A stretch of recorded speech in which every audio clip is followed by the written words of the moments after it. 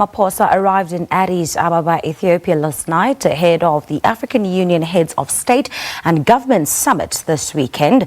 The president will take over the leadership of the African Union from Egypt's President Abdel Fattah Sisi and the African Peer Review Mechanism from Chad's President Idriss Deby.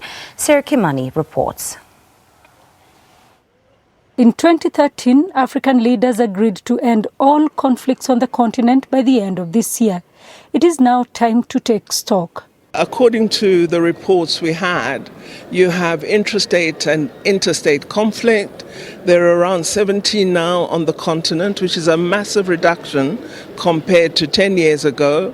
But still, these are just militating against what we would like to achieve. But what is important is that we brought the focus to the guns, that the guns must be silenced.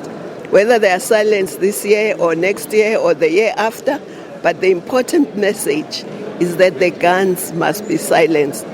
And there must be campaigns and programs to silence the guns. Some of the African Union-led peace mediation initiatives have paid off in Sudan and the Central African Republic.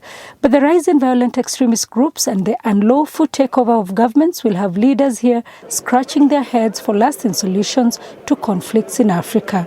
We are determined that Africa should take a lead in addressing the challenges confronting Libya today. In South Sudan?